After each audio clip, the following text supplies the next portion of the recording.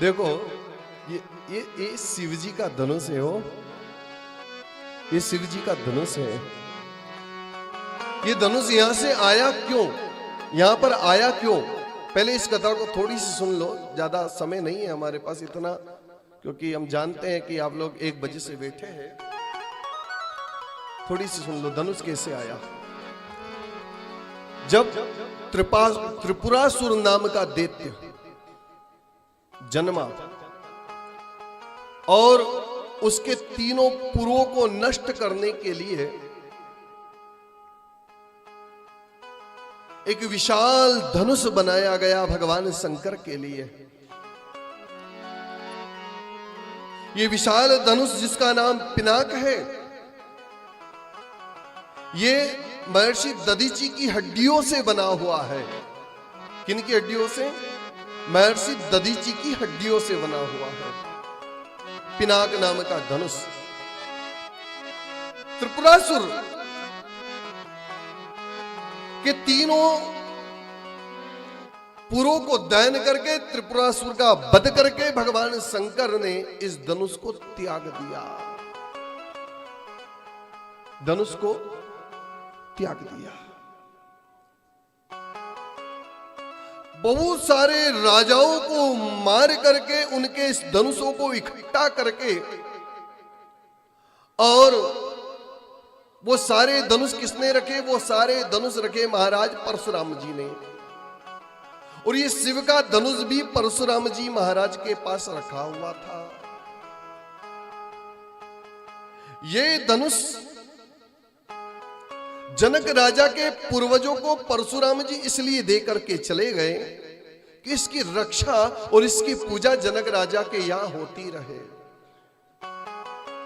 कथा और भी है, जनक राजा के यहां इसकी पूजा होती रहे। तो जनक राजा के पूर्वजों से लेकर के जनक राजा तक उनके यहां माता के मंदिर में वो धनुष रखा हुआ रहता था। माता के मंदिर में धनुष रखा हुआ था। लेकिन कभी जब से वो धनुष वहां रखा था, तब से उस धनुष को कभी किसी ने नहीं खसकाया। कोई ने नहीं खसकाया, वही रखा था। उस धनुष जब माता के मंदिर का पोछा लगाया जाता, तो मां जानकी की माता आसपास का पोछा लगा देती। एक दिन जानकी जी की माता मैया के मंदिर में पोछा लगाने के लिए नहीं आई, वरन जानकी जी को पोछा लगाने के लिए पहुंचा दिया। तो आज जानकी जी पोछा लगा रही थी, धनुष सामने था, धनुष के आसपास बहुत कचरा हो गया था। जानकी जी ने ऐसे धनुष को पकड़ा, इस कोने से इस कोने में रख दिया और पोछा लगा दिया।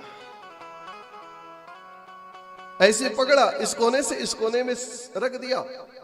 दूसरे दिन जब माता आई तो देखा धनुष तो इस कोने में रखा था, इस कोने में कैसे पहुंच गया?